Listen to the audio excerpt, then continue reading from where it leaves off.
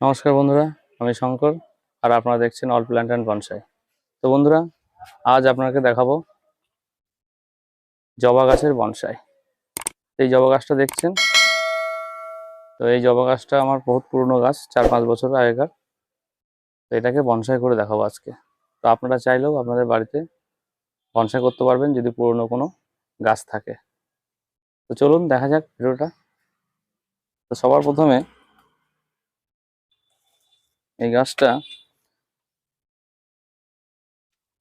যেদিন আপনি রিপোর্টিং করবেন সেদিন জল দেবেন না, আগের থেকে। তো আমি এর মাটিটা বের করে নেবো। তো এর জন্য আপনাদের দরকার একটা ভালো কাটার। আর এটা আমি হাইড্রোজেন পারঅক্সাইড নিয়েছি কাটারটা মোছার জন্য। আপনাদের কাছে স্যানিটাইজার থাকলে স্যানিটাইজার দিয়ে মুছে নিতে পারেন, কারণ আপনি যদি কাটারটা ভালো করে ধুয়ে বা মুছে না নেন তাহলে গাছে কিন্তু ফাঙ্গিসাইড লেগে যেতে পারে।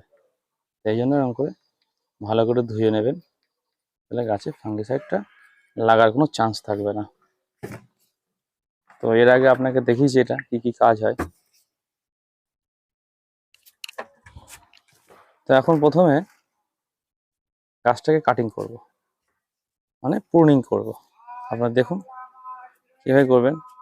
বনসাই সবসময় শর্ট সাইজ হয়, তো গাছকে দেখে মায়া করলে হবে না। অনেকে আছে গাছকে দেখে মায়া করে, মায়া করলে হবে না, গাছটা দেখতে থাকুন।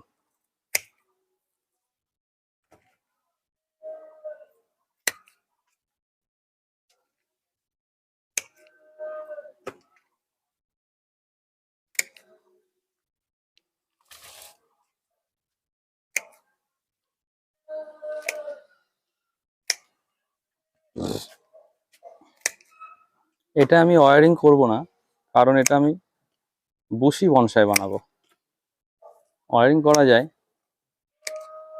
তো যেহেতু এটা জবা, তো এটা বুশি বনসাই করলে খুব ভালো লাগবে। গাছের ডিজাইনটা বুশি বনসাইয়ের মতনই আছে।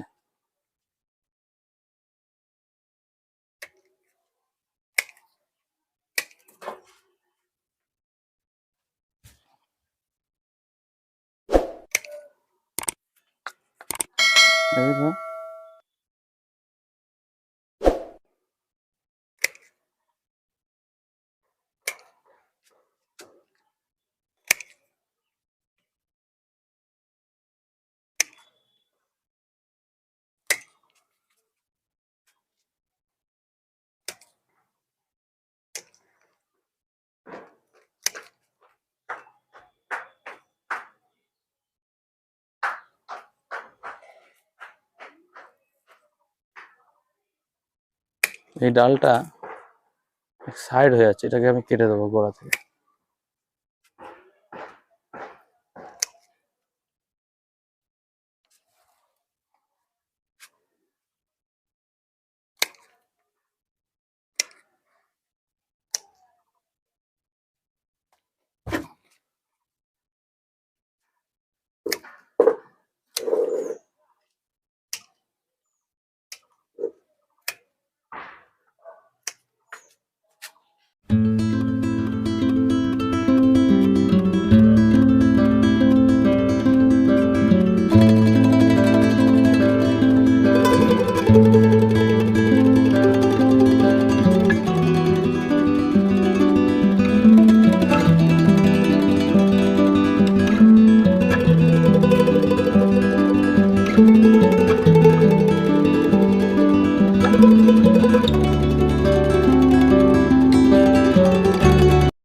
আমার গাছটা ছাঁটাই কমপ্লিট।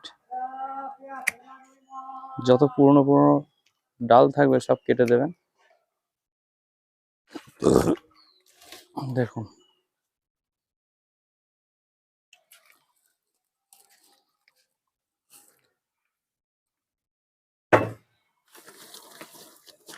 আর এই ডাল ফেলবেন না। আপনি চাইলে এই ডাল থেকে চারা বানাতে পারবেন। সামনে বর্ষা আসছে, খুব ভালো চারা হবে।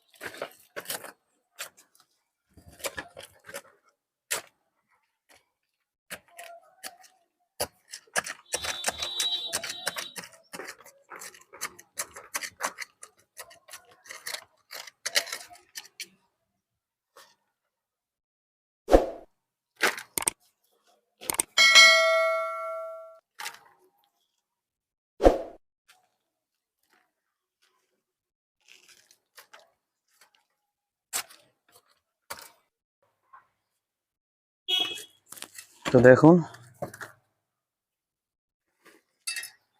গাছটার শিকড় অনেক হয়ে গেছে।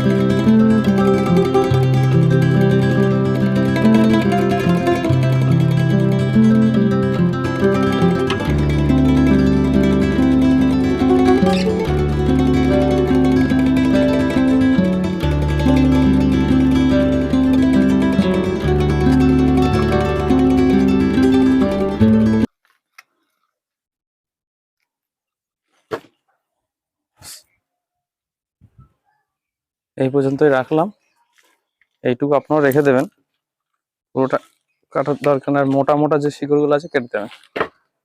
এইবার ফাঙ্গিসাইড নিয়ে নেবেন। ফাঙ্গিসাইড যে কোনো ফাঙ্গিসাইড দোকানে পেয়ে যাবেন।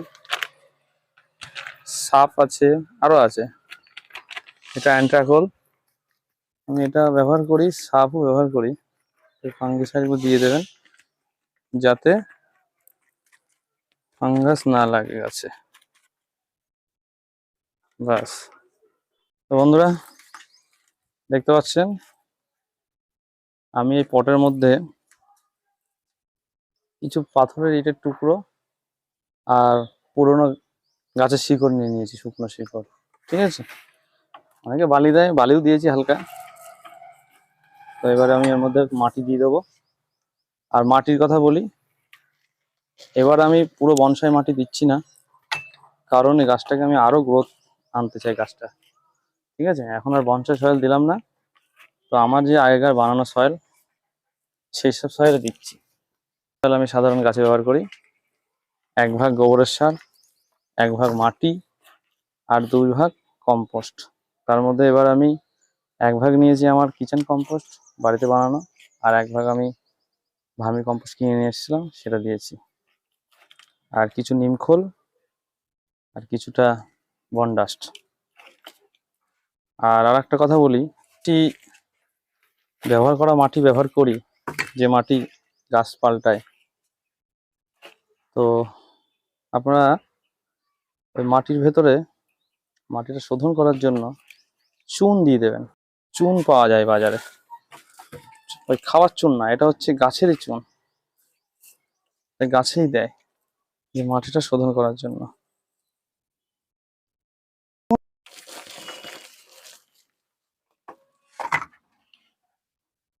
আর মাটিটা ভালো করে ফুসে দেবেন 2 পাশে। এটা গাছটি মোটামুটি 1 মাসের মধ্যে আবার নতুন পাতা ছাড়বে, নতুন ডাল ছাড়বে। সেই আপডেটটা আপনাদের দেখিয়ে দেবো। আমি মাটি সবসময় বানিয়ে রাখি, কারণ সবসময় তো মাটি বানানো সম্ভব না। আর অ্যাকচুয়ালি মাটি বানিয়ে রাখলে ভালো।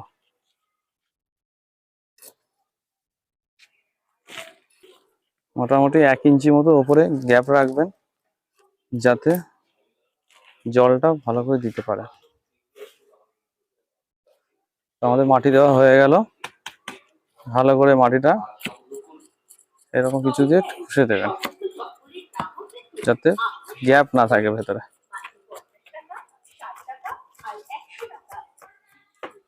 তো প্রথম দিন ভরপুর জল দেবেন। তো আমি এখন জল দিচ্ছি ভরপুর, যতক্ষণ না নিচ দিয়ে জল না পাস হয়।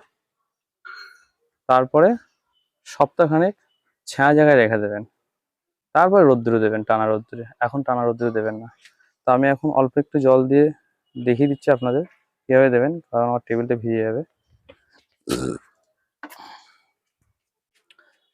তো বন্ধুরা, ভিডিওটি ভালো লাগলে একটা লাইক করে দেবেন আর চ্যানেলটাকে সাবস্ক্রাইব করে দেবেন।